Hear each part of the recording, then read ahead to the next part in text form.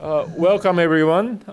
This is the second session entitled Domestic Politics of Division and Reconciliation.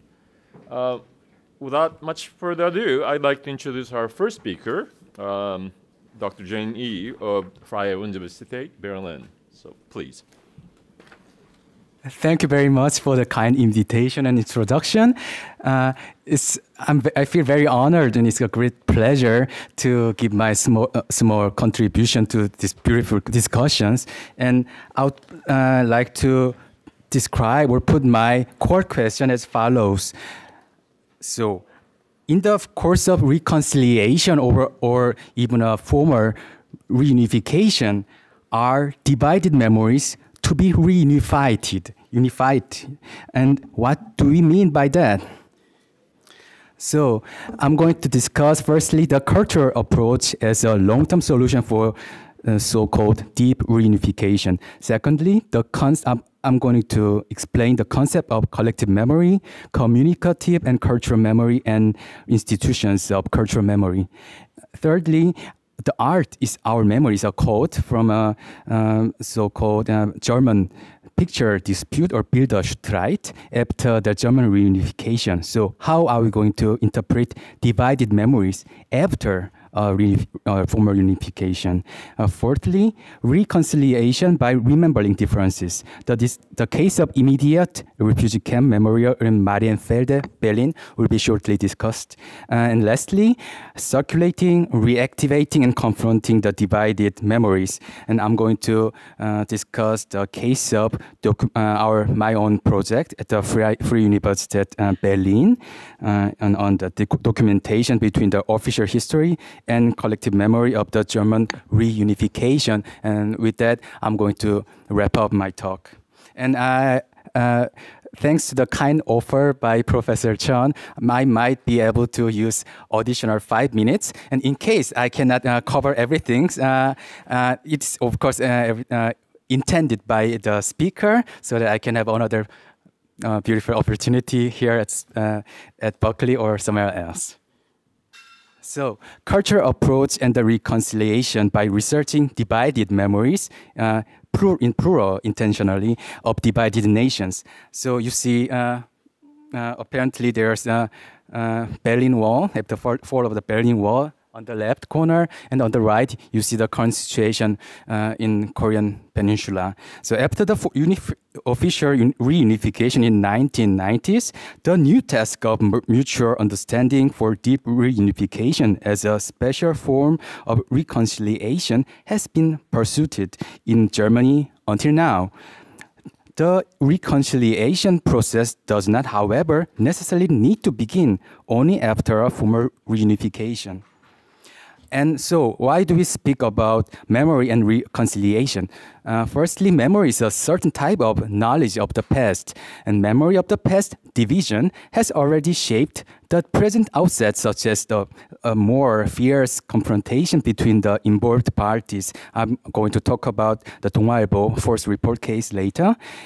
Thirdly, verifying or refuting false memories as myth alone can offer only a limited understanding of the collective entities, such as heterogeneous groups in divided nation states. And we need to look into the constitutive power of the cultural memories, be it false or true, for the present and the future. And most importantly, memory of undivided past can have a restorative or exclusive effect on the future shape of a reunified nation. So then, of which memory are we talking about? Memory of historical events is of course very important, but it's less obvious and more subtle, and it requires more articulation when we are talking about the memory of the private and public life. And of course, both two realms are interconnected and mutually defining each other. And those memories include descriptive perceptions as well as normative evaluation. So due to the second point, we are going to see lots of cases, not only the cases which I'm going to shortly describe in this short talk, but you're going to see some Anerkennungskampf recognition battle for the conflicted memory or memories. So I'm going to talk in the later part of the talk. I'm going to talk about this German reunification case, especially the German Bilderstreit, so picture dispute. And there have been attempts to erase cultural memory and to destroy the cultural institutions preserving it. And we know from the news from Palmyra region. So memory has communicative character. And so we are talking about memories in a mixed way. We are sometimes talking about the private memories, but we are also talking about some shared memories. And it's sometimes we are using the terms like collective memories, and which is the case of the latter. But of course, those two spheres are interconnected. So, and memory has very importantly self-reference. So it is experienced and as our or my memory, even if we are talking about a memory of experience which we didn't experience ourselves. Like we are talking when I came to us here, I got remembered about Harvey Milk or other very important movement that originated from here, and maybe you were. You got recalled about some connection between the Free University as the place where the 16/8 movement has begun. So, but neither of it's possible neither one of us actually experienced this privately, but we still got recalled. So it shows this connectivity or this collectiveness of memory in general. So it's also the next one is another very connected aspect. So memory, we are talking about memory of something, but we can be a memory of, and it can go forth. And it's some Spinoza concept, idea idearum. So, for us, it's important to think about this dynamical structure. Memory doesn't stop there; it can be growing over time. So, and another interesting aspect is this memory is sometimes it's my memory, but it can be memory of the other or others. So it's this communicative character can be described as some kind of interdependency between people or in the same community. So. And there are a few more important facts which are the last 3 points I'm going to address here. So our everyday life is based on our shared memory of social norms, and each biological individual memory builds up a reservoir of collective memory together, and the collective memory survives the lifespan of an individual, apparently. And so how are memories, or how is memory preserved and maintained? And so we need to talk about the institutions. We heard about the terms already, but I would say cultural institutions. And a famous, important German cultural scientist or cultural theorist, Jan Assmann, is talking about mainly 3 important institutions which are meant to deliver or do this function, which are history, art, and religions. But I'm going to go a little bit more specific. So there are educational institutions in media, like in school, curriculums, and textbook, but there are also religious institutions, shrines, tombs, and rituals. And aesthetic realm play a significant role too, which are art and other many forms of art, aesthetic performance. And of course, there are commemorative sites, memorials, history museums, and natural anthems. As show one symbolic tower, how would you say? Yeah, here also at the campus. And there is journalism and other various mass media. And it's important, I'm going to address it more later in the talk. There are archives and libraries. So some of our libraries are public or open to public, but some libraries are very private. Yeah, you don't have any access. So public and private libraries. And of course, we have new possibility or a medium of internet, which can have very different view, can show very different possibility. So, and those are examples of institutions, but there are, of course, a less institutionalized communicative practice in everyday life, which also serve to build our collective memory, but we are not intentionally using it. So I'm not going to go into this fine description done by Jan Assmann as well as Maurice Albach, but maybe one of the important things is that when we are talking about collective memory, it's a term invented by Maurice Albach, a French sociologist who died in a concentration camp near Weimar. But we are now dividing this collective memory into two spheres, which are, of course, interconnected. So one is the communicative memory, and the other one is cultural memory. And we are talking about cultural memory, where those institutions are playing significant role.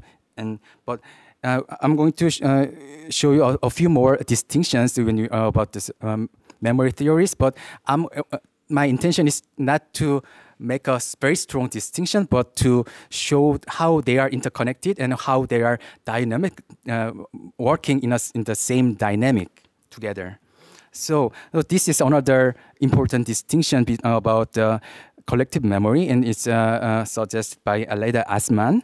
And we are talking about then canonical memory and archived memory, and we had an interesting talk, very beautiful, by the Professor Langenbacher, and we saw a very interesting statistic that in Germany the discussion on the memory is somewhat declining. But I would say that, and I totally agree with it, but I would say, so it shows another spheres or those dynamics. So it's not, those memories are not actually being forgotten, but it's kind of switching from the activated canonical part to the archived part. So, but as long as you have the possibility, it's not necessarily required that we are actually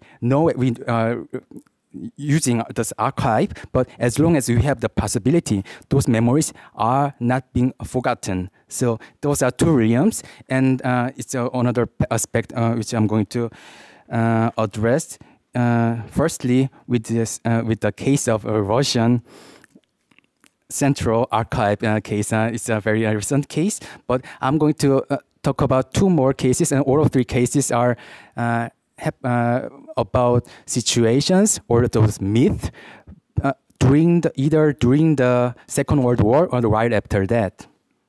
So on the left corner, you see those magnificent statues, but it's just one of those Russian soldiers who are allegedly fought bravely and effectively against there are just infantry and against the German Nazi troopers with tanks, and of course they had achieved victories.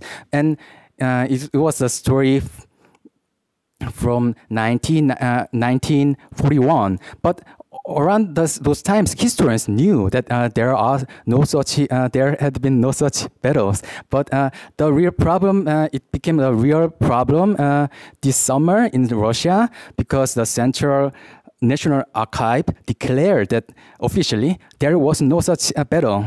And it was a big problem for the Russian people, because not because they are upset about the fact that they've been told lies for the whole generation, because it's taught everywhere, and you will see statues everywhere in Russia, but they are more upset, actually they are solely upset about the fact, just leave our heroes there, where we had there.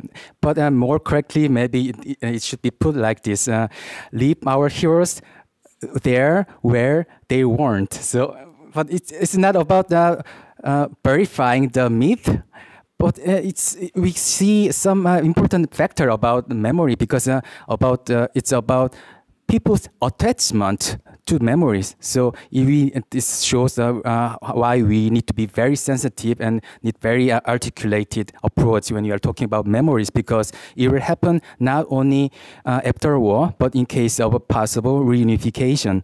And the right one is another interesting case from Germany, and it wasn't Germany was already took place. The division of Germany took place.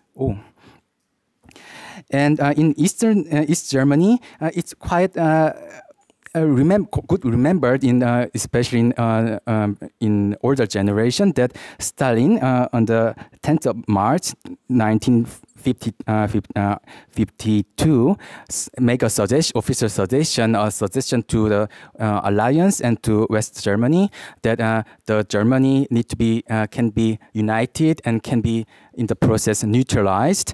But those memories are not only shared, this memory is not even shared by the Western part, because they never heard of it. And the recent research on the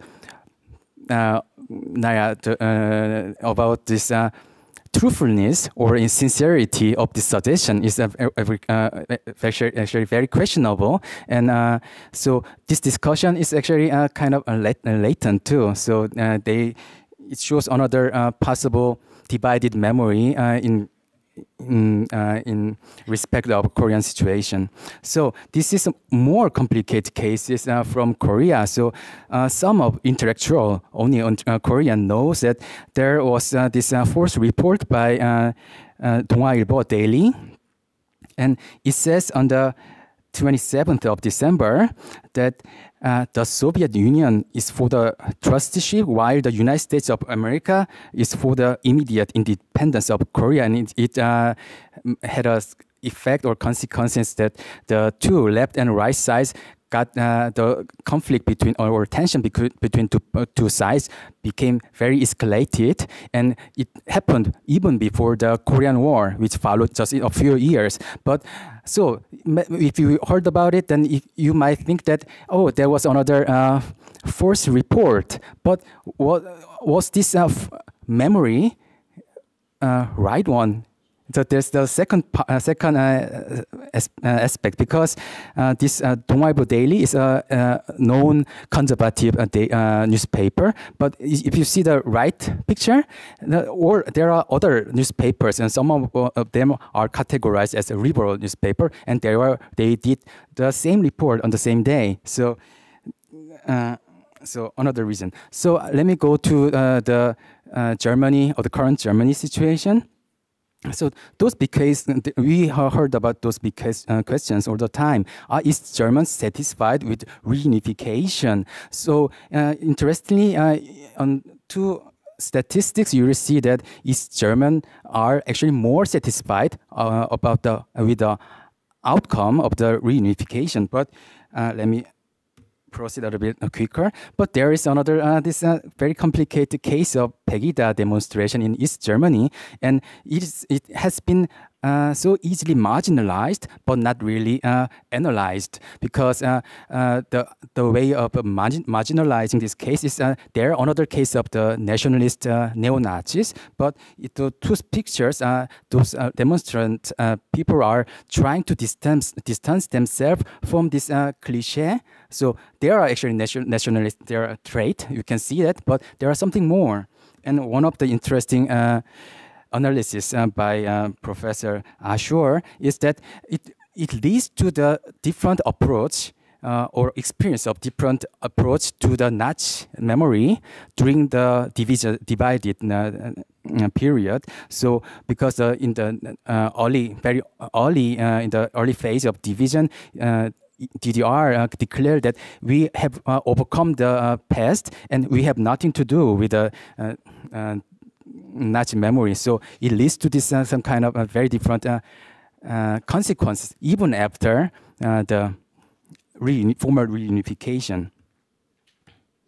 So this is another interesting case on the divided memory after the reunification. So on the labs, there was a series of discussions and exhibitions around and dispute on this. So the one real question was, do we want to see that state art from the East Germany in our national museum or national exhibitions? And there was this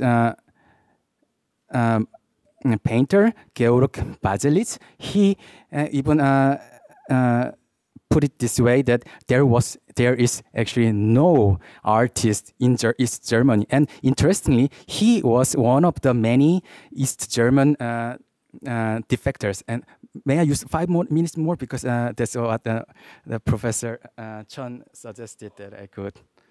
Okay, I'll try to sum up, yeah? Okay, so I'm just trying to address this multiplicity. So there is no one border between East and West Germany when we are talking about the divisions. There are much more borders and positions, and which need to be taken into consideration. So I'm trying to sum up here, but so it's, the following and connected question is, how are we going to commemorate in a pluralistic democracy? And this is one facility where the East German defectors were accommodated, and it was almost 5 million people until 1990. But interestingly, it's a memory of this facility. You can see that there are actually very multiple and heterogeneous entities and groups involved in this process. So you see in the middle picture, we can also see that there are already almost 600,000 West German defectors left to East Germany, and we are also recall that there are other important factors like foreign guest workers and ethnic Germans expelled from other regions. So, and more interestingly, in the same facility, it's just behind the memorial, there are still this facility actively used. And I met this family from Syria, and they came over Mediterranean Sea, as we know, and they survived. And they are living in the same room with a new blanket, I hope. But and so memories are accumulated, and with a real actual question: how are we going to deal with this memory and commemorating these memories? So, and I finally come to the last point. So. We were talking about some archive cases and the tension between archive and the canon, and it's very important in a democratic society how we are going to achieve this active circulation between the archive and the canon. And that's what we are doing at the Freie University, as we have published more than 50 white books on the process of the German reunification, but it's kind of archived and from since a few months, we are trying to make the research platform so to enhancing with the aim to enhancing this access and circulation. So it's the last page. So I'm talking about twofold case. So we need to think collective memory more. So we need to understand the function of dynamics of collective memory. So how is it constituted? What is it constituting? And how is it communicated? Which institutions store and spread it? And on the other hand, we need to talk about the ways of circulating memories. It should be beyond verifying the myth, and we need to enhance circulation among the heterogeneous memories, between the heterogeneous memories and the official history. And we need to think about the way of circulating between the archive and the canon, and it should be thought as an essential part of the reconciliation process prior to and after the former reunification. Thank you for your attention.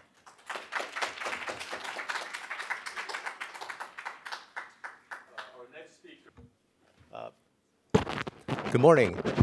Can you hear me? Okay, great. No, you can? Can you? Okay, loud and clear. I'm really glad to be here. It's a pleasure to be with this distinguished group. And my presentation is trying to build on and also make bridges to the last wonderful panel. So I'm of course, focusing on the cross-strait cases, but I thought I would begin with a comparative study of so-called divided dynamism. This is, after all, is the theme of this conference. So I want to show you this comparison of the three cases, the inter-German case, the inter-Korean case, and the cross-strait cases. And I analyzed them. This is built on the model by Josh Melter, but I updated the information until today, because you will see in the cross-strait case, there will be a historic summit meeting tomorrow. So this is very, very timely. So I basically analyzed 4 sets of relationship, and you will see that political relationship, such as whether either side send permanent representative to the other side, whether they have cross recognition, whether they have a high-level contacts, and whether they have a parallel representation in the United Nations. Generally speaking, the political aspects are negative forces for integration, unless they can mutually recognize each other, send have high-level contacts, send permanent representatives, and have parallel representation in the United Nations, and so on. And the second set of relationship is economic relationship. Generally, they trend positive, such as cross-investments, direct transport, bank loans, and trade ties, and so on. And the third set of relationship is security aspects. Foreign defense treaty is a negative. Foreign troop presence is negative. Nuclear weapons, if both of them have nuclear weapons, this is ironic. I know that Beverly, you will not approve, but if both parties have nuclear weapons, this is actually positive because there's a mutual assured destruction. But then if only one side has it, it's actually asymmetry. And finally, non-aggression pact. Of course, this is, some analysts have talked about this already. Finally, social humanitarian aspects, these are largely positive, such as telephone ties, postal links, monetary convertibility, family tourist visits, and so on. And then I studied 3 different periods over time. One is 1954. This is sort of during the height of the Cold War. The second was 1974. This, of course, is after the German case had made a momentous change. Willy Brandt, Ostpolitik, the Basic Treaty, and so on. And finally is their end game. In the German case, the game stopped in 1990. Of course, in the Korean case and the Cross-Strait case, I studied until 2000, and I published the co-author paper with my co-author, Professor Dongren Zhen, who is in the audience. And then in the Cross-Strait case, I updated to 2015. I just want to draw a comparative lesson. Lesson number 1 is that as the Cold War ended, the forces for integration began to grow. If you take a look at the German case, in 1954, there are only 2 integrated forces, and this moved to 11 in 1974, and on the eve of their unification in 1990, 13 out of the 16 dimensions turned integrative. So you can argue that this is natural. This is a result of a natural, gradualist, functionalist, neo-functionalist process. Okay? Look at the Korean case. In 1954, 0. 1974, 1. Pretty much very little happened between those 20 years. And in 2000, thanks to Kim Dae-jung's sunshine policy, I argue that they have 9 out of 16. Look at the cross-strait cases. 1954, purely confrontational, 0 integrated forces. 1974, just like the Korean case, only 1. In 2000, 6. This is when the DPP president, Chen Shui-bian, first came to power. And in 2015, as we speak now, there are 8 integrated forces. And of course, the most important one is the high-level contact that tomorrow the leaders of China and Taiwan will meet. Whether this historic meeting will turn out into be as consequential as Willy Brandt's Ostpolitik or as the one-off sunshine policy by Kim Dae-jung, we don't know because it hasn't happened yet. And then finally, another important change is that after the KMT's Minjok came to power, he had allowed the full transportation and so on. So there are all kinds of links today between mainland and Taiwan. But does this mean that the two are heading toward unification or some kind of reconciliation? So I want to engage Stephen Hager on the issue about process as well as endgame, because my paper is going to talk about endgame. So the lesson number one I already mentioned, that the integrated forces grew as the Cold War waned. In fact, that on the eve of German unification, 13 of the 16 forces turned integrative. But as you can see, the inter-Korean and the cross-strait cases are far beyond that. So if anything, I think that unification is much less likely in the Korean and the cross-strait cases. And maybe in the cross-strait case, I will argue the more interesting question is whether how long the status quo can maintain, and some kind of a reconciliation without unification is possible. Second, I want to argue from this comparative lesson is that path-breaking policies pushed by leaders willing to take risk or premise on existing realities and compromises rather than unassailable principle stance actually unleashed integrated forces. We have talked about Willy Brandt's Ostpolitik and so on. And you know that I'm from Virginia, so I cannot resist quoting a great Virginian, Thomas Jefferson, who in 1824 said, "The earth belongs to the living, not the dead. Nothing then is unchangeable but the inherent and unalienable rights of man."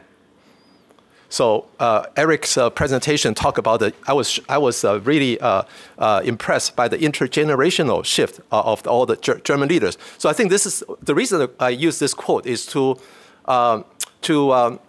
engage you that thinking about the future end game, we need to think outside the box. You know, there's nothing is unassailable. A stable and viable long-term relationship between the two Chinas should therefore be should be based on the rights and aspirations of the current residents, not leaders who have long deceased from us, such as Deng Xiaoping or Chiang Kai-shek and so on. So I already mentioned that tomorrow's meeting, whether it will turn out to be like Ostpolitik or like Kim Dae-jung, we don't know. And the third lesson we learned from this is that national unification, in the German case, and international representation have not proved to be mutually exclusive. Both Germany's had seats in the United Nations. Both Korea's also has seats in the United Nations. But as you know, this is one aspect, namely China's restricting of Taiwan's international space has been a very sore point for the residents of Taiwan. In fact, I would argue to be a major obstacle to unification. And finally, as the German case illustrates, orderly unification resulted from hope, parity, consent, and mutual gain, rather than from desperation, asymmetry, coercion, and unilateral surrender. Again, I want to echo Stephen Hager's point that in the cross-strait case, the size asymmetry is tremendous. So unless Beijing is willing to confer parity and respect, it's not going to happen. Of course, this is very difficult for Beijing. So some of you are familiar with this diagram, as I think one of the commentators already talked about, that despite the deeper economic integration, that identity, sort of a psychological basis for Taiwan residents is actually on the rise. Today, more than 60% of Taiwanese think of themselves as Taiwanese. So this is to answer Professor Tao Xiong's question. Are we compatriots or are we foreigners, right? And then those who identify themselves as Chinese now are in a distinct minority, about 4%. This is in a period of 23 years. And then the Taiwanese people are very pragmatic, and overwhelming majority, over 80%, opt for some kind of status quo. Either status quo indefinitely, or status quo now and make decision later, or status quo pro-independence or pro-unification. Those who want immediate unification or independence are in the distinct minority. They're single digits. But then some of my colleagues, such as Professor Emerson Neal and so on, probe a little deeper and ask why Taiwanese actually opt for the status quo. Is this their real answer? And it turned out they have conditional preferences. That is to say that the reason Taiwanese people opt for the status quo is because the cost of unification right now is too high, because they will be subordinated onto the PRC and become a quote-unquote special administrative region as Beijing sees fit. Their democracy and way of life will be infringed upon, and the regime asymmetry across the Taiwan Strait is simply too large. But then, of course, they take Beijing's use of force very seriously, because if Taiwan declare independence and Beijing does not attack, or if there will be international support, most of Taiwanese will actually opt for independence. So they are willing to unify when the conditions are right. They're also willing to separate if the conditions are right. So this is the sort of additional insight my colleagues have found. So he explained why you see so much people opt for the status quo. It's not because this is their first choice, but rather it's because this is their pragmatic second choice. So I can skip this diagram. This is a little play of the Kantian tripod, what contributes to peace. And as you can see, in the Cross-Strait case, only one side has nuclear weapons. They are economically independent. Only one side is democratic. So you are talking about this case. Right? Is peace more likely than war or not?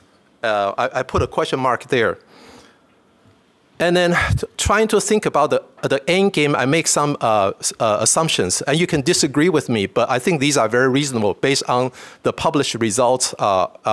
So for the People's Republic of China, unification, I never use the word reunification. I deliberately use unification because PRC has never ruled Taiwan even one day. So it's a process, okay? So union is better than the status quo, and status quo is better than separation.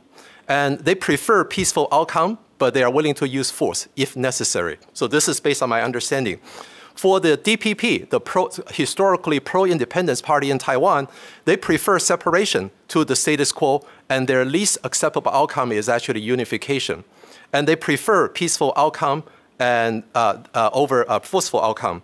For the KMT, the current ruling party, widely expected to lose power next January, maintaining the status quo is better than separation, and then unification is their least preferred outcome. This is a change because historically the KMT normally paid lip service to unification, but now they understand the modal public opinion in Taiwan is for status quo. So I would argue that the KMT is actually a pro-status quo party. And of course, they prefer a peaceful to a forceful outcome. Then you have 6 possible outcomes. And my model actually China makes the first move because so far most of the discussion has not emphasized the importance of China becoming a democracy, or China at least making some meaningful moves to democratize so as to bridge the gap between China and Taiwan, because this is actually a major obstacle, right? So if China does not democratize and it loses Taiwan, I call it a spiteful separation. And then if China does not democratize and they achieve unification, this is the so-called one country, two systems plus. Presumably, they give just a little bit more autonomy to Taiwan than to Hong Kong. And then if you look on the right side, if China democratize and they achieve unification, this is what I call democratic confederation. And there are 3 playoffs in each outcome. The first one belongs to the PRC. The second one belongs to the DPP. The third one belongs to the KMT. So I want to draw your attention to democratic confederation and one country, two systems. So China, of course, prefers one country, two systems.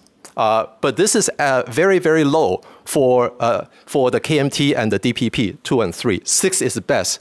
1 is the worst.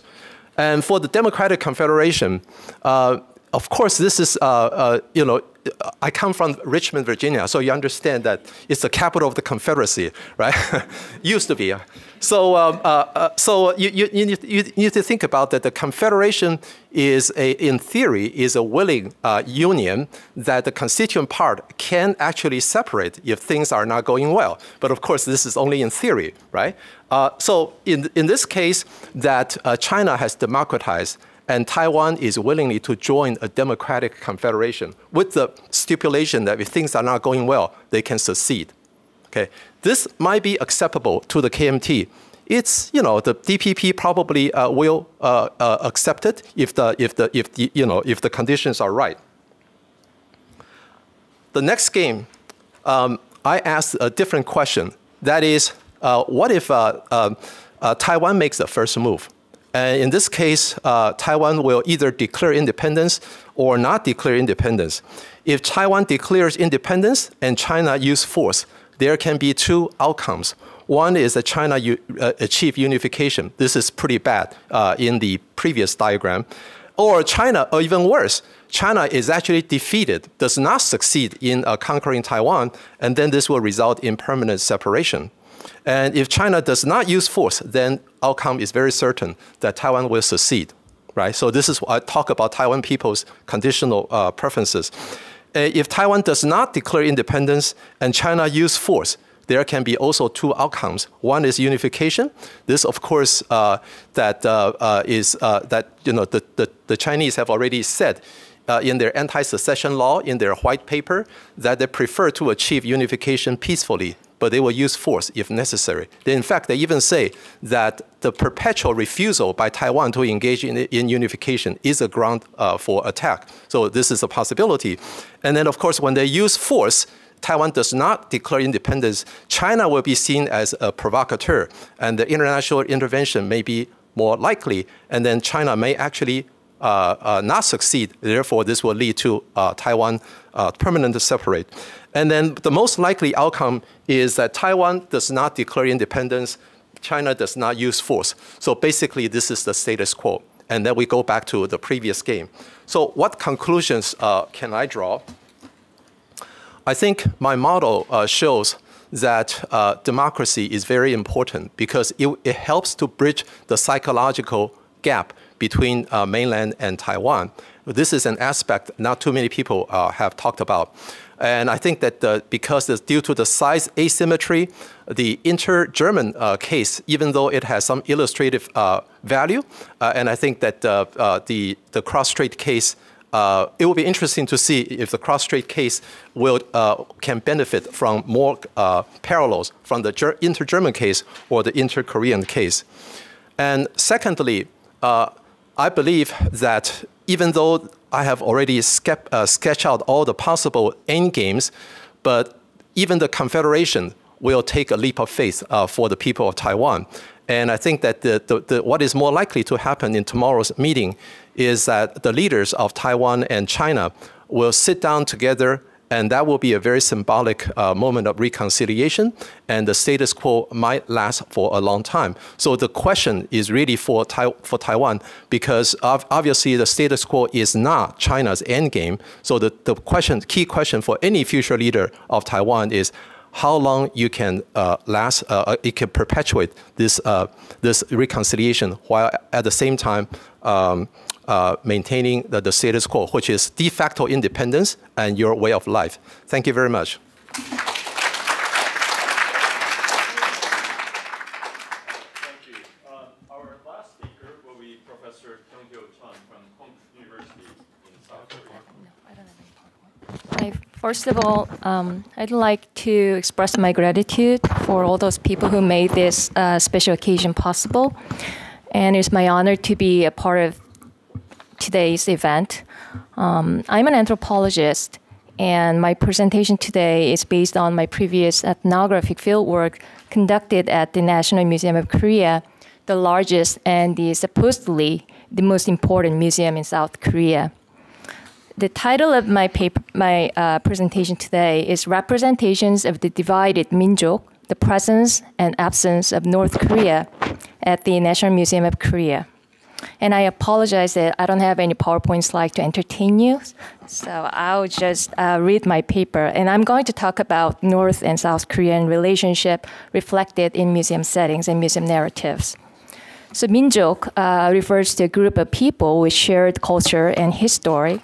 And in the context of East Asia, Minjok was initially instrumentalized by imperialist Japan as a pivotal concept in delineating the cultural as well as physical hierarchy with which they established Japanese identity in contrast to so-called inferior and underdeveloped groups of Asian, and they drew an Orientalist gaze to other Asian neighbors.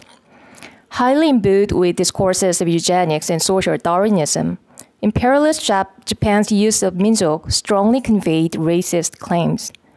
In confronting this imperial utilization of Minjok, based on hierarchical categories of physical characteristics, Korean nationalists adopted the concept and employed it to redefine Koreans and ultimately to counteract the Japanese imperialist discourse. For example, Shin Chae-ho, a Korean nationalist historian, he interpreted the Minjok concept in his nationalist historiography in light of shared blood as well as a collective culture rather than that of strict condescending racial terms. And with a concept of Minjok that goes back to Dangun and is continued to the present with shared history, Shin made Minjok a source of inclusive identity from which national spirit can be extracted to ultimately resist Japan's effort to assimilate Koreans. Shin once made a proclamation in the preface of his Tuksa-shilon that if, quote, if one dismisses Minjok, there's no history, end quote. So Minjok became the core unit of Korean history as Shin's work garnered popularity among colonized Koreans, and it continued to be as such in Liberate Korea as a source of fortifying the sense of distinct identity of Koreans. If Minjok is a noun referring to a people, Hanminjok is a noun specifically referring to Korean Minjok, and it has been a pride-ridden self-identification among South Koreans.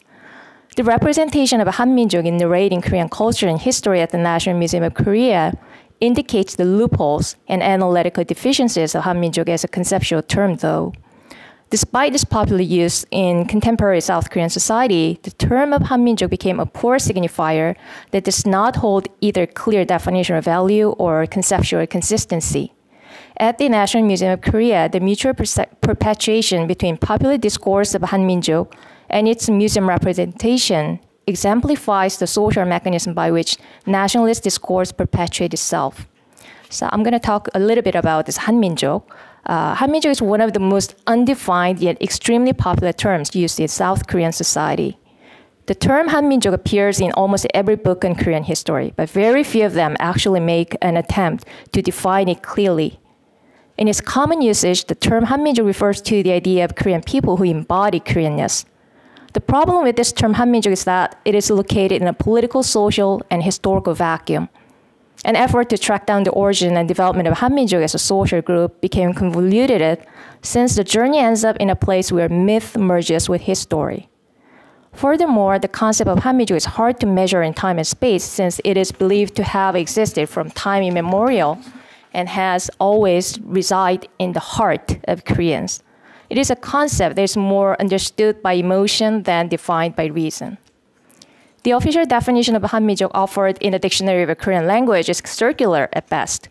In the Korean dictionary, the entry for Hanminjok is simply explained as a synonym for 한결에, which is in turn explained as referring to our 결에.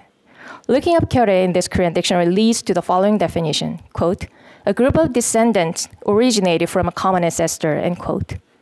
Based on this chain of definitions, Hanminjok is best understood as a term used by Koreans to refer to themselves in recognition of having descended from a common ancestor. The problem is, of course, that this definition is based on too much ambiguity, especially the part about being based on a common ancestor. Maybe this explanation sounds clear enough to people who firmly believe that they all descended from a common ancestor, Dangun. However, Dangun is a mythical figure, not a historical one, which raises a serious question of the nature of a common ancestor. Long, continuous, homogeneous, and unified. These are the customarily used adjectives for describing Hanminjok or Korean people. But it has more appeal to emotion than historical fact or rationality. It is believed that Koreans can understand and feel what Hanminjok is without any definition or qualification. It is about we Koreans. Hence, if you belong to Hanminjok, you will naturally understand and appreciate the meaning and the value of Hanminjok. In a sense, it is an a priori concept in South Korea. The value of Hanminjok more belongs to the realm of emotion and passion than that of reason and logic. So questioning the definition of value of Hanminjok would even bring accusations of being anti-nationalist. Even in its everyday usage, however, the term Hanminjok is still wrapped in ambiguity and arbitrariness. Sometimes it transcends the political division of North Korea and South Korea, as it is often used to refer to both sides on those occasions where North Korea and South Korea collaborate with each other. On other occasions, such inclusiveness is not obvious, though. One can find cases in which the individual political view weighs more than the descent-based fraternity that is supposedly inherited from Dangun. as some anti-communist South Koreans refused to embrace North Koreans within the category of Hanminjok.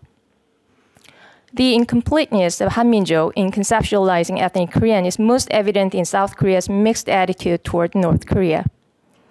If having descended from a common ancestor and having shared cultural tradition is a key determinant in envisioning the boundary of Hanminjok, North Koreans should then be recognized as belonging to Hanminjok. In reality, however, embracing North Koreans as members of Hanminjok entails mixed feelings of unwillingness and uneasiness. Such an emotion discloses that the idea of Hanminjok is not as naive as its surface meaning of sharing a common ancestor. To the contrary, the idea of Hanminjok is heavily charged with political elements. North Korean people may have a common ancestor, but under the current political and military tension between the two Koreas, they cannot be imagined separately from their communist polity. As far as official narratives are concerned, North Korea is simply not present at the National Museum of Korea. The timeline, both at the Archaeology Hall and the History Hall of the National Museum of Korea, do not indicate the existence of such a state as North Korea. In both timelines, the year of 1945 is described as Korea's independence from the Japanese colonial occupation, and the year of 1945 is also indicated as the beginning of the Republic of Korea, South Korea. In reality, the Republic of Korea was officially established in 1948, not in 1945. So in the timelines, there is no trace of at least 3 years extreme ideological conflict and political chaos right after independence in 1945 that ultimately led to the political division between North Korea and South Korea.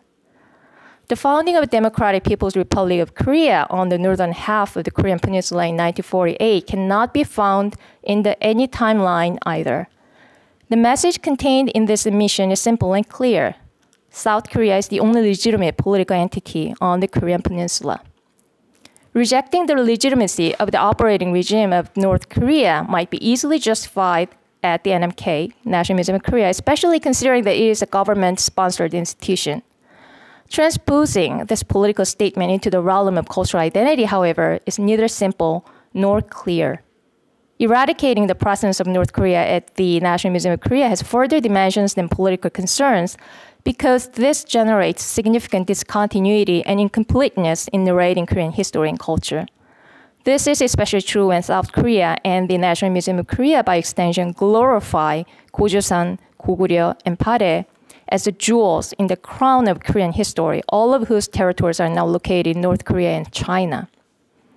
South Korea's furious response to recent controversies around the Northeast Project of China illuminated the importance of historical and cultural ties that entail post-colonial politics.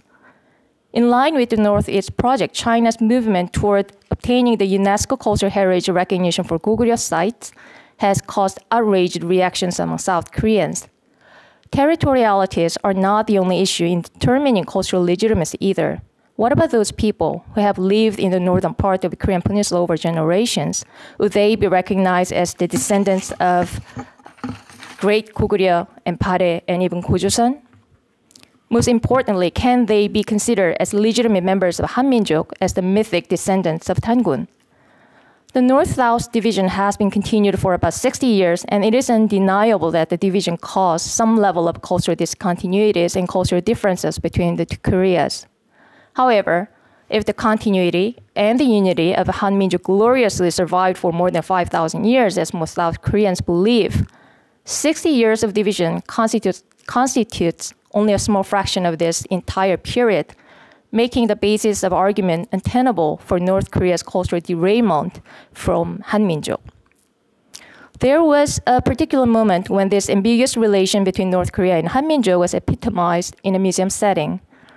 The National Museum of Korea in 2006 launched a special exhibit on cultural properties of North Korea entitled Cultural Properties of the North, National Treasures from Pyongyang.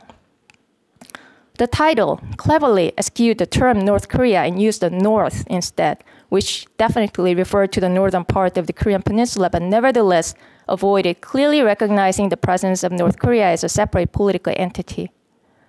The special exhibit was made possible by the first cooperative effort between the National Museum of Korea and the Joseon Central Museum of History in Pyongyang, a North Korean counterpart of the National Museum of Korea. A total of 90 items was lent from the Joseon Central Museum of History, including 50 national treasures and 11 treasures. In terms of time span, the range of the borrowed objects stretched from Paleolithic artifacts to paintings of the Joseon dynasty. Some objects were of great interest in that they were a rarity in South Korea, such as oversized earthenware from the Neolithic period. Others were noticeable on the grounds of their antiquity, such as the bone flute, which was supposed to be the earliest musical instrument ever excavated on the Korean peninsula. The bronze statue of Taejo Wangun of Korea was of particular interest as well, since the special exhibit was its first debut outside North Korea. The first special exhibit on North Korean objects in South Korea attracted public attention even before the actual exhibit opened. Important to note was that more genuine attention was directed toward the symbolized meaning conveyed through the special exhibit than through the objects themselves. In other words, the North-South relation embedded in this special exhibit was the true focal point. As a part of cooperative effort, the process of consulting, examining, and finally lending objects involved many staff members of South Korea visiting North Korea and meeting with the Joseon Jungang Museum of History staff on several occasions to discuss the arrangement. This process of collaboration was understood as the first step in stimulating and facilitating cultural exchange between North and South Koreas.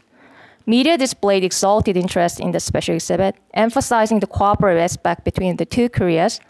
The fact that it was the first time for South Korean museum staff to ever visit the North Korean museum since the North-South division was repeatedly highlighted in the newspapers, as if it heralded a breakthrough to a hitherto forbidden world. The whole process of transporting the object on loan from the Joseon Jungang Museum of History to the National Museum of Korea was also dramatized through the media. The journey of the object on loan in oversized container trucks from Pyongyang via Mountain Kumgang to Seoul across the military demarcation line drew attention both to the current state of North-South division and to the future possibility of unification. Against this backdrop of political implications and cultural significance, the special exhibit successfully drew a large number of visitors despite relatively high admission fees. People lined up to see these cultural properties from the North. The special exhibit hall was crowded with visitors the whole time, many of whom came to Seoul from provincial areas just for the special exhibit. Particular interest in this special exhibit came from the group of Shiryangmin, people who came to the south from the north during the Korean War and never got to return to their hometown as the Korean peninsula became divided into two antagonistic nations. Now in their 70s and 80s, sometimes in 90s, these Shiryangmin people cheered the exhibit as if they were reunited with their own family members that they had been separated for almost half a century. One of my interviews in his late 70s expressed his thrill as well as sorrows on encountering the special exhibit as follows. Quote, "I cannot believe that I actually see those artifacts from the north right in front of my eyes. Look, all those things remind us that we share the same culture and same history. They testify that there's no reason that the unification is not possible. My only hope is to meet my folks in North Korea before I die, just as I see these things with my own eyes." Other young visitors who do not have any personal experience of North-South division also uttered their firm belief in the oneness of the Korean people, which, according to them, is demonstrated through the exhibit. Although some senior citizens who retained bitter experience of the Korean War revealed their revulsion toward the communist government of North Korea, they nevertheless expressed solid belief in the common origin and shared history of the North and South. To sum up the visitors' responses, a special exhibit on cultural property from the North offered a forum for many South Koreans to reconfirm the category of Hanminjok that included people in the North based on cultural affinity over a long period of time. The most awkward aspect of this was that this special exhibit took place although the North simply does not exist at all in the museum's official narratives. It was ironic to observe both the commonality between North Korea and South Korea and the inclusiveness of Hanminjok is exceedingly emphasized inside the special exhibit hall, while the rest of the entire museum unreservedly seemed to deny the existence of North Korea. The cultural properties from the North were welcomed as if they were traces of long-lost brother. At the same time, it seemed that few people actually realized that the long-lost brother had in fact been deliberately wiped out from the museum narratives, with North Korean being treated as an evil twin whose existence should not be tolerated at all. As the collaboration effort between the two major museums of North Korea and South Korea continue to grow, the National Museum of Korea is in urgent and indispensable need of developing a new narrative that goes beyond both total denial and emotive attachment to the North. And I'll conclude my presentation. The presence and the absence of North Korea at the National Museum of Korea testifies to the inability of Han Minjok to aptly reflect the contemporary political conditions of divided Korea. Representations of Han Minjok at the National Museum of Korea suffers from inadequacy and arbitrariness, not just in addressing time-specific issue, but also in portraying the everlasting national journey of Han Minjok, even in its most fake sense. The depiction of Han Minjok found in the National Museum of Korea turned out to be discontinuous, selective, and misleading. As a group of supposed descendants of Tangun, Han Minjok in theory offers a fundamentally inclusive identity that transcends class, regional, and religious conflict. In practice, however, the term Han Minjok lacks conceptual and definitional value despite its everyday popularity in South Korean society. So when it comes to the question of how to represent the divided status of Korea at museums in particular, using Han Minjok as a concept calls for far more precaution than its usage in popular usage today. Thank you for.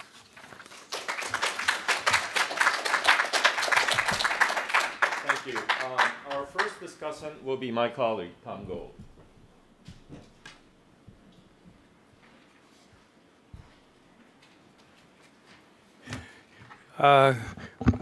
Good afternoon, everybody. It's now afternoon. Very glad to be able to participate in this extremely interesting conference from which I've already learned quite a bit. I'd first of all like to thank Bev for arranging the Mashi Summit in Singapore just in time for this conference, which will help focus a lot of our discussion. Yeah, it was really great of you to do that.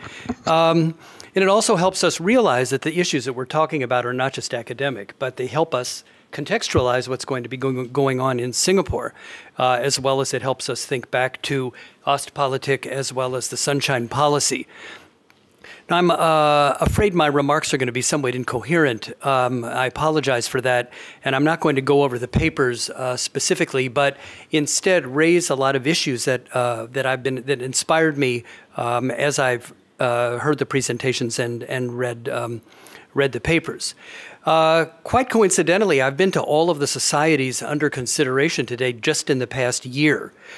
So reading these papers again really helped give me more context. I wish I had read them before I made all these trips and then read them again afterwards as a way of thinking about these things.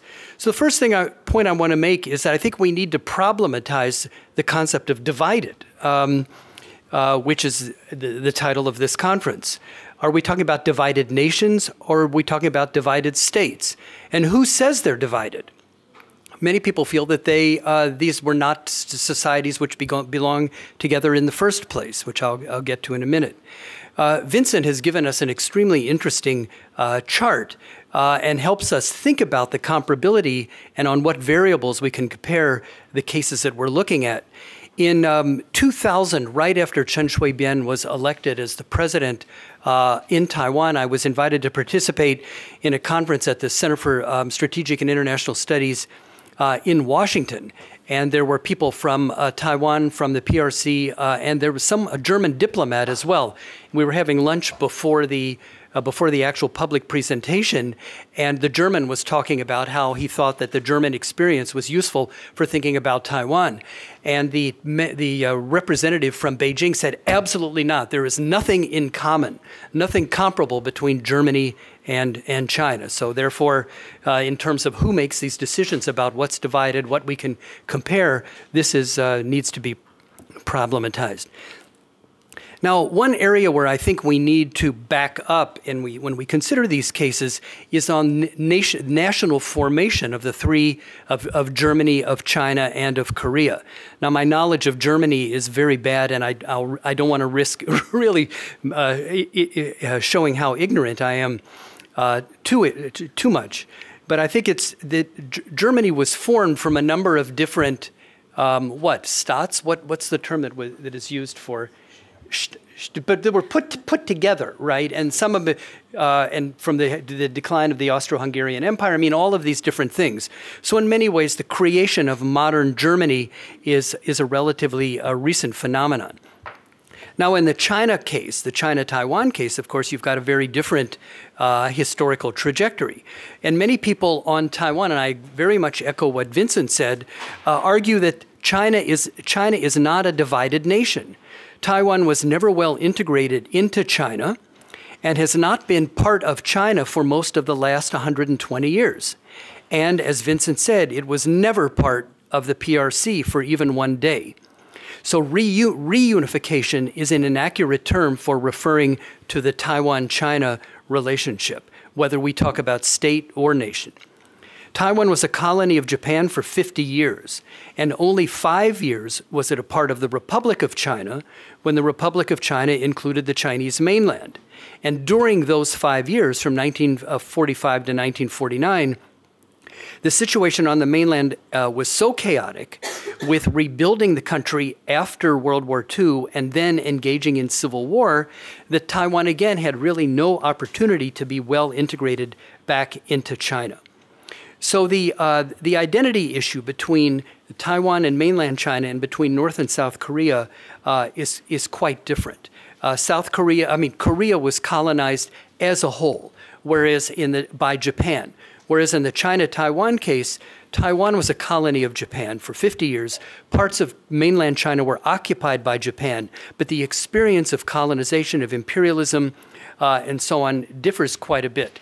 What Korea and China do share, however, is the role of the Cold War in separating the two entities and having the impact on their subsequent identity formation. Since 1945, the people on Taiwan have been told that they are part of China. And the education system has enforced this identity from the top until it really became contested beginning in the 1990s, and especially during the Chen Shui-bian era, 2000 to 2008. And now it's still an issue of contention, which brought thousands of people out onto the streets earlier this year. Was it last year? Now, on the Korea case, of all of the 3 cases under consideration here, this is the one that I think has the strongest identity going back centuries, if not millennia. We just heard about the mythical ancestor. And you can see this in the museum. When I've gone to I really love the museum in Seoul. And the theme that I, as a foreigner, take away from the museum is, we're Korean, they invaded us, we threw them out, we're still Korean. Thank you very much. I mean, that's the essence of it, is that we are Korea. We are Koreans. That Korea was colonized as a whole by Japan, whereas Taiwan was colonized separately from what happened with the war against Japan and the rest of China. The differences between North and South Korea are due exclusively to the Cold War. And North Korea is very proud of its Koreanness as well. When you visit say the War Museum in Pyongyang, it's very much about Korea, that the Koreans are one people. Unlike China, unlike the People's Republic of China, which spent a lot of effort trying to expunge its history and to show that the revolution was creating a new Chinese person and all the feudal and reactionary stuff from the past had to be gotten rid of, you don't sense this in North Korea at all. It's very much building on Korean heritage, something which Beijing has actually gone back to. In the War Museum, there's an emphasis on the South Korean puppets, but the people themselves remain Korean. They're one people. Now, one variable that Vincent did not include in his very detailed chart, which surprised me, is the question of dual recognition. You talk about both having seats in the UN, but it was just, I don't know what the dates are, but you could have full diplomatic relations with both Germanys. You can have full diplomatic relations with both Koreas, but you cannot have full diplomatic relations with Taiwan and with the PRC. And that is now the PRC's policy.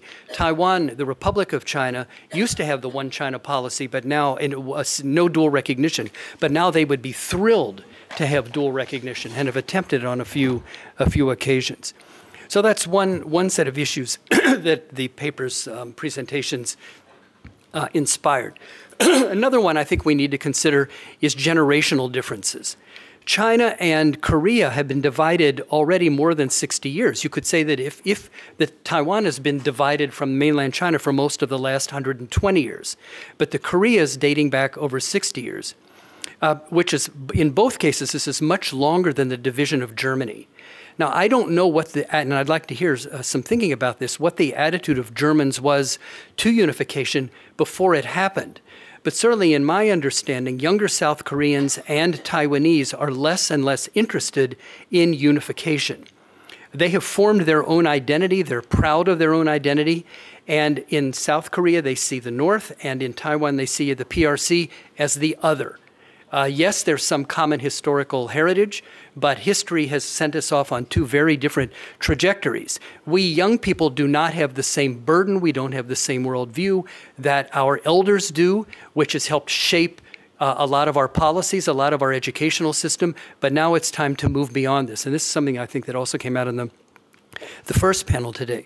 The South Koreans, I think, of all ages are worried about the cost of what it is assumed would be the North Korean collapse, that if there's going to be unification, it would be at the expense of the existence of the DPRK. People don't expect it to happen the other way around. In the Taiwan case, there was a period when the reforms began in China, the late 70s, early 80s, when Taiwan was so much richer than China that the Taiwanese were worried about swallowing up mainland China, sort of like a python trying to devour an elephant. But now, of course, the situation would be the other way around. And I think Beijing is not at all worried about what it might cost were they the ones to absorb Taiwan. The situation in the Koreas and in Taiwan and China are very different from the situation in 1989, 1990 in what happened in Germany. Since that time, you've had the pace of globalization has spread so dramatically that it really is creates an environment, a context for very different relations across these two societies, especially the rise of the internet, but also increased travel, the opportunities for study, for investment, the use of mobile phones, of DVDs, and so on. The flow of information between mainland China and Taiwan and between North and South Korea, usually through China or through other places, is now extraordinary. I heard a very interesting talk a few years ago by a former East German who was an expert on Korea and had studied in North Korea. And he said, you know what brought East Germany down was bananas. That when they realized that you could have bananas in West Germany all year round, this was like this unbelievable epiphany about the difference in the societies. And North Koreans now, I think, especially in Pyongyang, and maybe some of the other cities, through the spread of DVDs, through visits and so on, are much more aware of the situation in the South, possibly, I don't know if compared to what the East Germans were of the West Germans, but this has made relations very different from what they were at the time of German unification. It's created a potential foundation for reintegration, as well as the opposite. As the more that they learn about each other, the less they would necessarily want to do with each other. I think the South's attitude towards the North, Taiwan's attitude towards China, very much the more they learn about the other side, the less they want to have to do with them. And I agree with I forget, maybe it was Steph mentioned this morning, that understanding does not necessarily lead to liking. And the Chinese have always talked about increasing mutual understanding and friendship. Jiachang, Hushang Liaojie Youyi. I've been hearing that for over 40 years now. Just because you understand somebody more doesn't mean you like them. It means the more you understand them, the less you want to have to do with them. And I think that that's very clear in international relations as it is in marriage. I don't know why I said that. So it raises is blood thicker than water? Is blood thicker than social political systems? Yeah, okay, and especially now we're talking with Professor Feldman at dinner last night when we talk about the whole discussion of the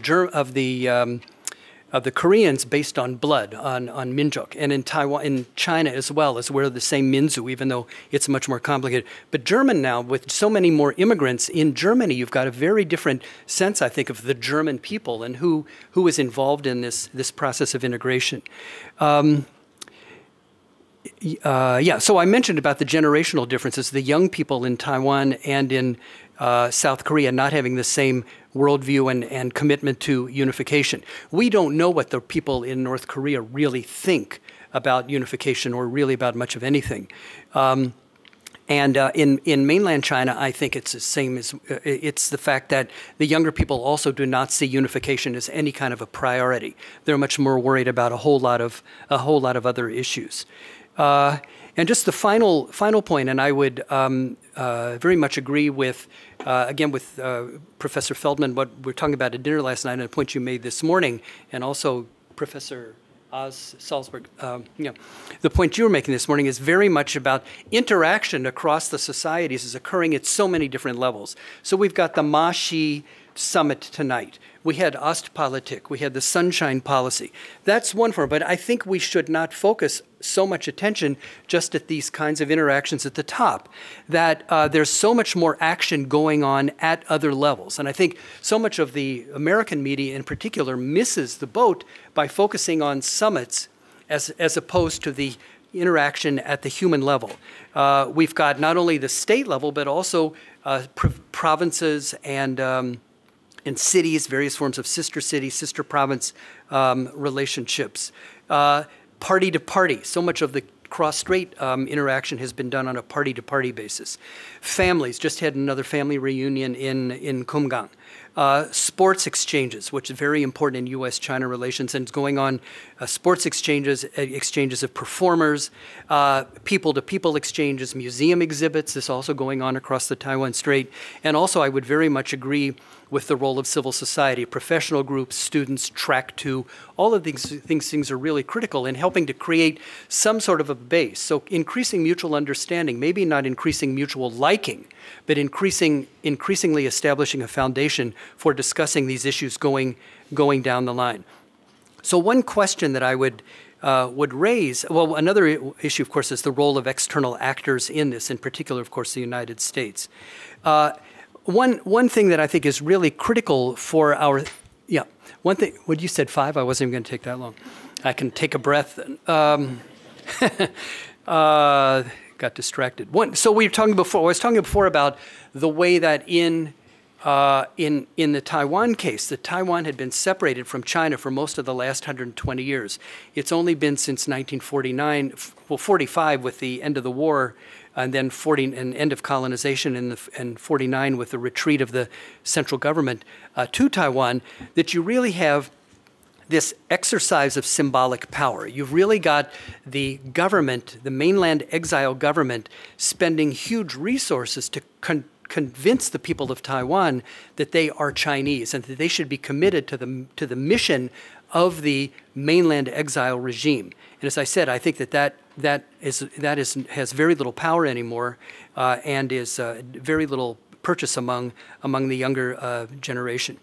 So one thing I would stress again is agreeing with what Steph said, is the process is more important than the end point. I think that when Beijing so long talk about one country, two systems, and that has no market in Taiwan anymore, especially with what's been going on in Hong Kong.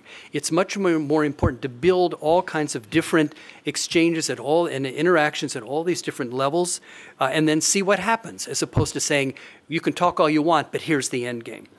I think just finally, in thinking about cross-strait relations, and this is where the China case is different from Korea and Germany, is the fact that you have Hong Kong and Macau as examples of what one country, two systems might end up to be in practice. And very much I agree that Beijing has, with the one country, two systems, as Beijing has said, don't forget it's one country. And where the ultimate power is in Beijing, it is not in Hong Kong. We're the final arbiters of everything.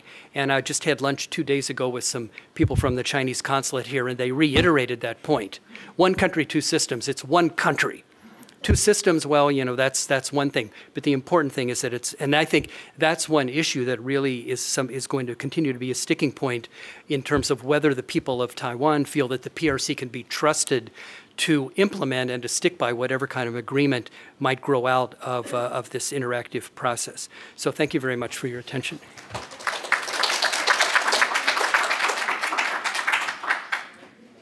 The second respondent will be myself, John Lee. I teach here. since Tom talked about general themes, I shall concentrate on the three papers. I will go from Professor Chun's paper. I thought it was a very articulate and eloquent paper, and I think she's absolutely right that there is absence of North Korea in South Korean popular and mainstream imaginary. And I think it's quite symptomatic that North Korea disappears in South Korean museum because North Korea is actually virtually absent in South Korean discussion. So to just give you a background, if you read the propaganda by North Korea about South Korea, what's quite striking is that they always talk about how South Korean regime is a puppet regime that serves the US or Japanese capitalist imperialist regime. But when they get to South Korean people, they usually articulate the suffering, the victimization of South Korean people under this oppressive regime. South Korea is different. North Korea is actually portrayed as a unitary entity in which state is equal to the nation and the people. Hence, critique of North Korean regime becomes critique of North Koreans tout court. And so Professor Chun is absolutely right when she talks about idea of Han Minjok, one Korean people, excluding North Koreans. And when you go to, for example, Academy of Korean Studies, the single most important benefactor for Korean studies globally, and go to their main lecture hall, there's a huge map of the Korean peninsula, but everything north of the 38th parallel is blank. There's no mention of Pyongyang, no geology, it's just completely blank. And in fact, they go so far as to say if you do anything about North Korean studies, they refuse to support Korean studies. So this conference, for example, cannot be supported by AKS grant because we are talking about North Korea. And this actually extends to North Korean refugees who actually exacerbate some of the invisibility, but also something tantamount to racism within South Korea. If you talk to most South Koreans about North Koreans who came as refugees to South Korea, they'll usually talk in the classic language of racism. They're less intelligent, they're less sophisticated, they're lazy, and they have poor hygiene. That is to say, in short, they're incapable of assimilating into modern capitalist society like South Korea. And indeed, this racism is actually founded on actual physiological differences. Because of different nutritional regimes, the average male height between North Korea and South Korea is over 6 inches. That is to say, virtually every South Korean male is taller than North Korean male, under 25 or so. Moving on to Professor Yhee's paper, I shall not give compliments because he went over 5 minutes. But I actually enjoyed his paper on cultural memory, and I, of course, have long been a fan of Jan Assmann, the great Egyptologist in Germany. However, I do wonder whether it's an appropriate concept to import to analysis of the present. Jan Assmann, as you probably know, is a famous Egyptologist studying society or civilization of many, many millennia ago, when there wasn't popular literacy and the like. The reason I say this is that what I find interesting about cultural memory, at least in the East Asian context, is the virtual absence of it. I have taught at universities in China, Taiwan, South Korea, and Japan, and what's really striking is how little undergraduates know at elite institutions. In Japan, for example, which has been absent from this conference, most people don't even seem to know that Japan had colonized the Korean peninsula. And this is at very, very elite universities. And the reason, of course, is that history lessons actually stopped at 20th century before all the unpleasant things happened. Of course, in South Korea and North Korea, it's completely different. There isn't much history until invasion of Japan in late 16th century, and then again in 20th century. And as Tom curtly summarized, Koreans have been here, we suffered, but we're still here. And symptomatic of this is, I think, if you read most South Korean history books, they usually begin 2.5 million years ago. And this is interesting because if you talk to anthropologists, human beings only arose roughly 150,000 years ago. So Koreans have always existed, even before human beings. But quite more seriously, I find that cultural memory is actually not so much something you receive from the past, but that's something that's constantly constructed in the present and retrospectively projected backwards. That is to say, it's really the politics and the struggles over memory that are important in understanding what cultural memory is. It's not something that gets handed down from generation to generation. That is to say, for example, we can talk about memory as something visceral that we experience and that we carry within ourselves for the rest of our lives. However, even in that case, being an American, when we talk about history, it usually means that you're dead and irrelevant. But in California, we take it even further. There's a famous saying among Californians that it's never too late to have a happy childhood. Meaning that we constantly try to shape the past. And this is for visceral memory, our personal experiences turn into memory. But imagine, though, as Professor Landacker had talked about current German politicians, when in fact these are not visceral experiences that people are carrying. No one remembers Japanese colonialism, right? No one remembers, actually, many of the things that we're talking about. And indeed, so these constructions of cultural memory are actually historical constructions made to serve a particular political agenda and so on.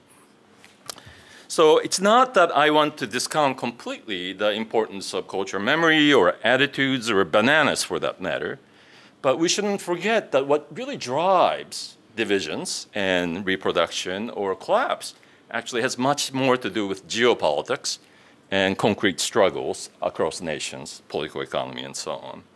And I think we should remember that collapse of East Germany and the Soviet Empire in general actually had more to do with political economic issues like financial crisis and, of course, the collapse of the Soviet Empire.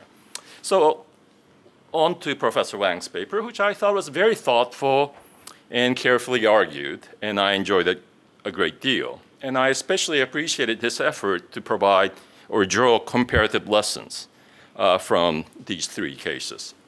Since we haven't done it as a conference, he somehow managed to do it in his own paper. Now, I'm not going to disagree with him that integrative forces are important. Again, like attitudes or bananas, I think they do play a role. But I do wonder if those factors actually are as important as I mentioned, geopolitics, for example. Steph mentioned something about the sheer size asymmetry between China and Taiwan, which is, of course, a very, very important point. But when we think about China, or when at least I think about China, it's very important to remember that it's not really a country, it's an empire. It's an empire surrounded by borderlands which are constantly in danger of seceding. So it's not just Taiwan or Tibet that we talk about, but it's also Xinjiang, it's Mongolia, and the area that Chinese today call Dongbei, but it's better known by its historical name, Manchuria, and therefore Korea. So when I think about Korean unification, for example, I think it's quite unlikely, only because of geopolitics, of having US armed forces right by Yalu and Dumin River ready to invade China. I don't think that's going to happen, not just for that reason, for other reasons as well. The final point I'd like to make about Professor Wang's paper is that he does a wonderful job of showing possible outcomes. What if China does this? What if Taiwan does that? And it's all very compelling, but I'm so old that I remember the bad old days of criminology in 1970s and 80s, when criminologists were trying constantly to talk about possible outcomes of the Cold War and what will happen to the Soviet Union. And one of the things they never talked about was the collapse of the Soviet Empire. No one predicted it. Now, there's a much maligned distinction that Donald Rumsfeld tried to make between known unknowns and unknown unknowns. But it's actually a very good distinction. And there's a predecessor in the conservative economist, Frank Knight's distinction between risk, which is potentially calculable, and uncertainty, which is by definition unknowable. We just don't know the future. It's the essential human condition. Now, one place history is useful, of course, is precisely in showing time and again things that no one had projected. The sheer force of uncertainty has come to force. And I would argue that it again points to the essential unpredictability of geopolitics and the future of these divisions in our world. So thank you.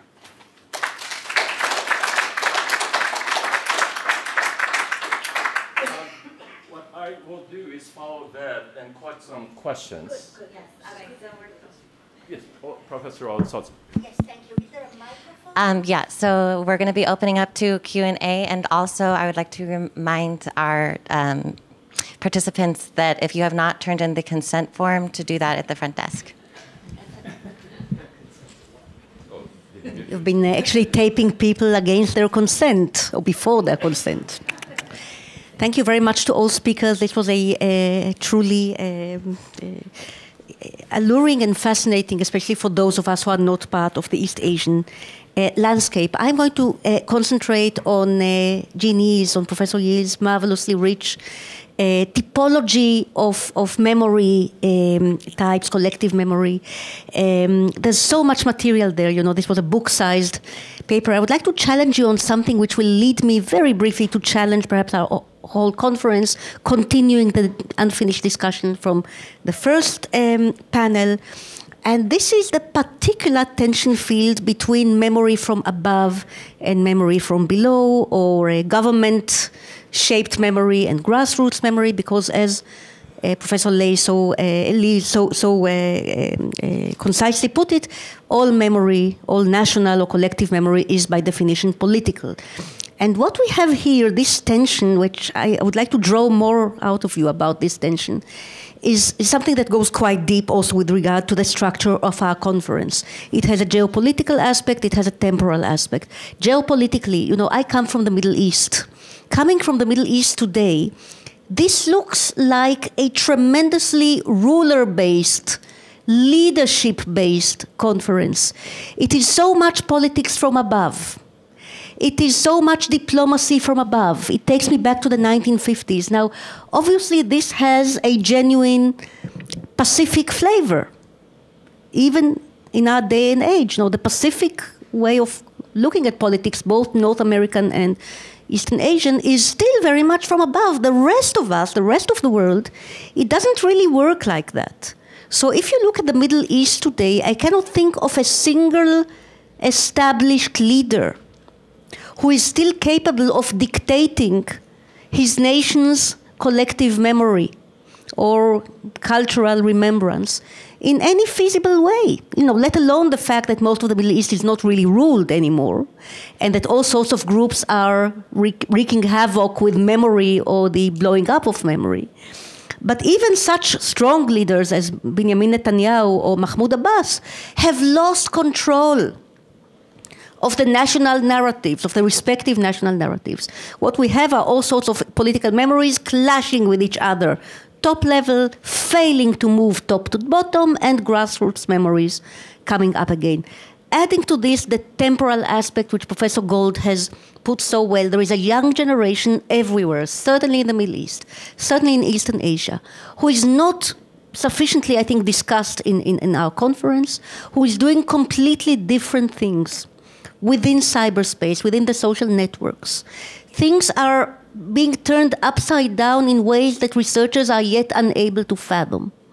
And this too is already having an effect on collective memory, which I do not think that we are yet able to map. But I would very much like you, having talked about both the geopolitical and the temporal tensions in this whole old-fashioned memory from above paradigm, whether you could relate to what's going on today, and also perhaps in view of the fact that high diplomacy and high statesmanship may be losing control of collective narratives, even in your part of the world.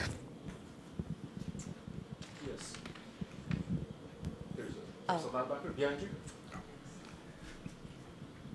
Thanks. I thought that panel was excellent. It's making me think about things that I haven't for a while, especially Jian's paper and Kyung Hyo's paper. I thought were really quite fascinating, and I'm really intrigued by this notion of the circulation of memory between active and kind of dormant or archival memories, and it made me think that one of my takeaways from the German case is that there's much more of a pluralism of memories today, or what some people have called different memory clusters. And what's interesting is how that they can be mobilized, they can be retrieved for different purposes. There's a very different memory that Germans have, for instance, of hyperinflation and then later of deflation, which has really informed their preferences when it comes to monetary policy in the European Union today. And that's not always referenced when it comes to the refugee crisis, for instance, where there's a very different kind of memory that may be there. And so my question for the East Asian cases, I guess this goes to all three of the presenters, is do you see the same kind of pluralism of memories within the Koreas, for instance, between China and Taiwan, within China itself? Or is maybe one of the dynamics that there has not yet been the kind of proliferation of many of these different memories that could be used for different purposes, and so that maybe there's more of a straitjacket, within these countries, and then in the kind of dyadic relationships, because there's one overwhelming memory. For instance, in Korea, I keep coming across the kind of memory of victimization, right? Victimized especially by the Japanese, and that's one of the reasons for the continued bad blood between these two countries. So I don't know, I'm just interested in some more details about the pluralism of memories within these different cases as well, and then their use as rhetorical resources for different purposes in the present and future. Maybe one more question? Oh, yes.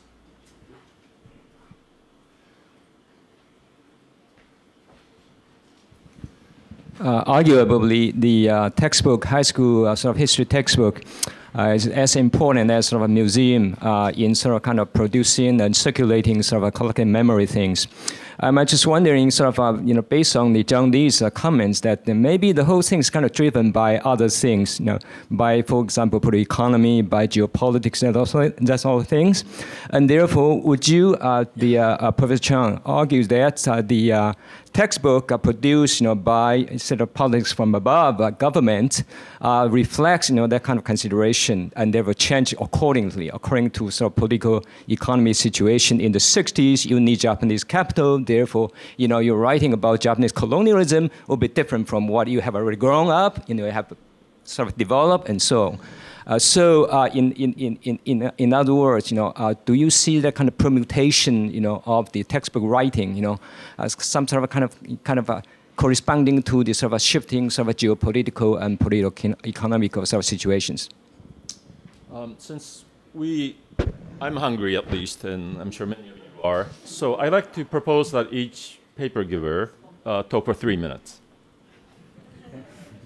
Thank you for a very interesting question. Can you hear me? Yeah? No.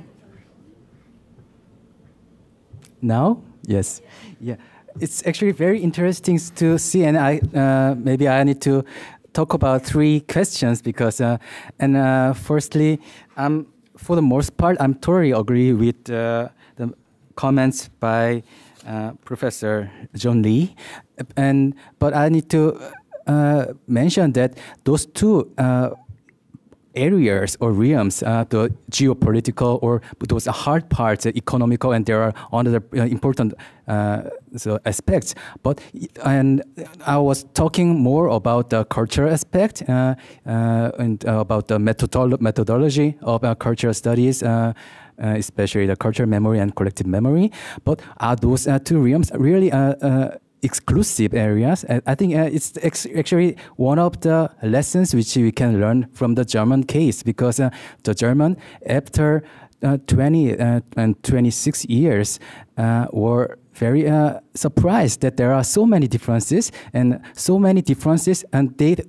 we assume, and they assumed that there should be differences, but it was mostly a result of simplification, and those simplification does not only simplify the official division of territory, but simplify the life how they live and how they defined their lives. And so it's actually very important to consider if you are talking not only about the former reunification, but actually the real reconciliation. And it doesn't really have to do that the former reunification has to be done, because there was another possible route for the two Germanys, and it's always actually on. I can go into detail, but maybe it's another story. So, and there was a very interesting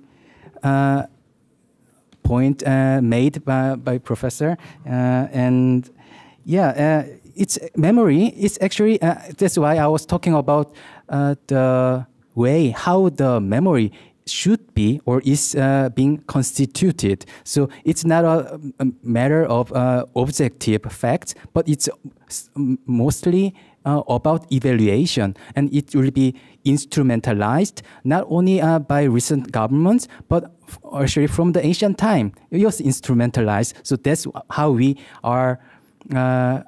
How it is possible to even have that, because it was so important for those ancient realms and dynasty to keep them intact. And it has actually a very interesting aspect, and this Jan Assmann and Alede Assmann, of course, yeah, they are actually compensating and some to show this historical scope, but also show this how important, what kind of significance it has for our assessment of the present situation. So, and the example which I showed very shortly, this memorial of the immediate refugee camp, it was initiated not by the German government, but by the former workers in the facility, as well as by the former defectors from East Germany. So it was only after a few years that the German government recognized its status and funded this further and renovation of the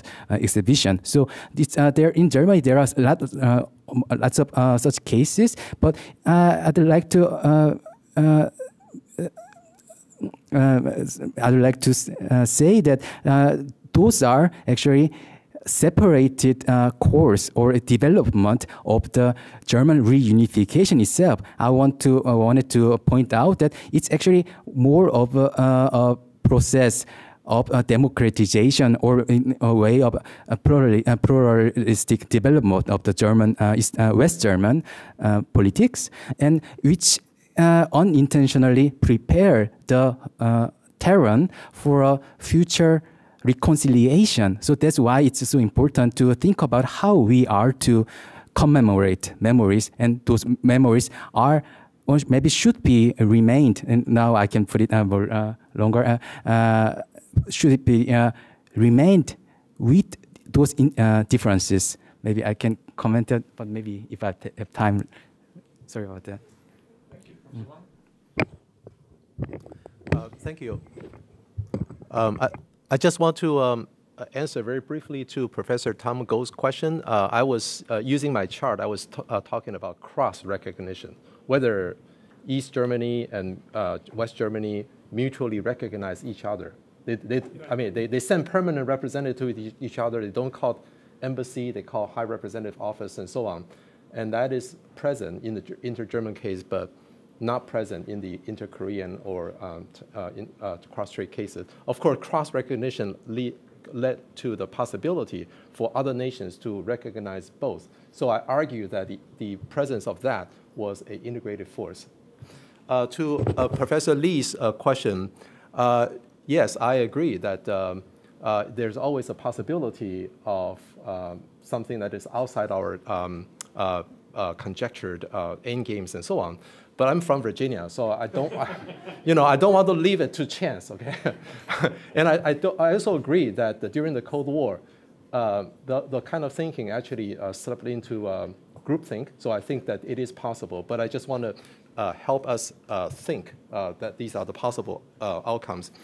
One question about is it possible to have a plural memories? I think the answer is absolutely yes. As many of us have already mentioned, that the collective memory, I think different people have different dreams. In the cross-strait cases, it's very interesting that the PRC sometimes takes this very untenable position. All their claims are based on the ROC's claims, including the South China Sea and so on. But in their representation of the memory, the ROC does not exist. So, does not exist at all. And then, of course, this year marks the 70th anniversary of the end of World War II.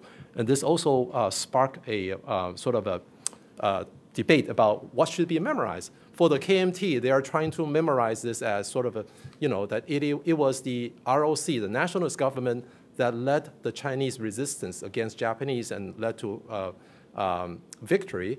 And Taiwan gloriously returned to China, thanks to the Cairo Declaration and Potsdam Declaration and so on.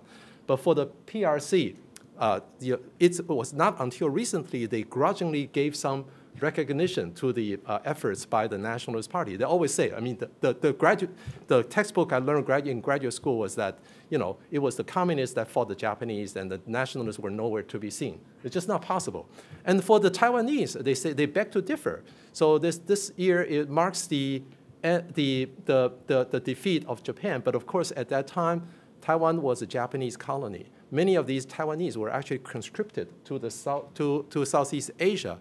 So it's not an occasion for their celebration. And then 2 years later, you have the February 28 incident. So for them, this is sort of the reincorporation of by China is actually the beginning of an authoritarian era. So everybody is thinking, even though it may be the same historical facts, but they were interpreted very differently.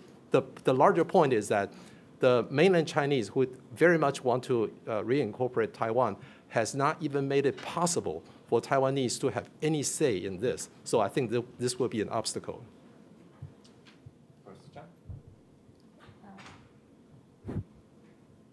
Hi.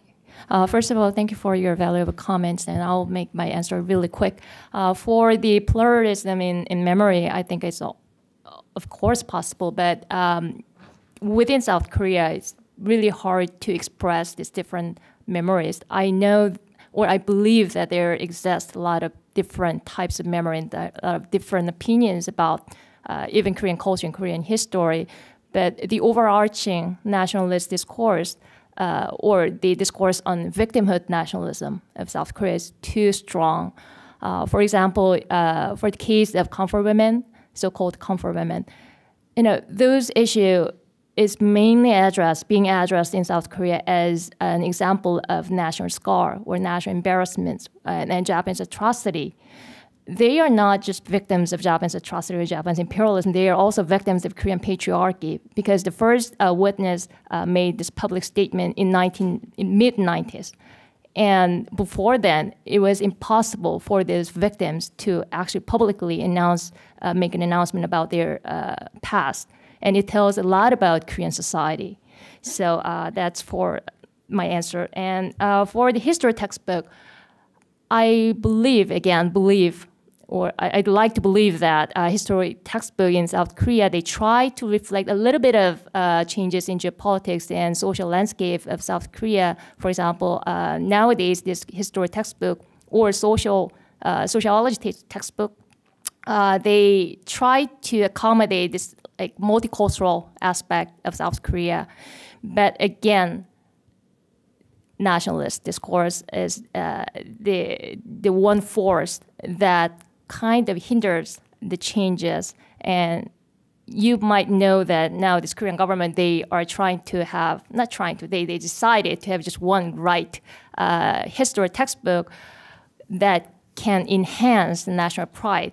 They strongly believe that your history textbook should enhance national pride and make every Korean people be proud of their state, their nation.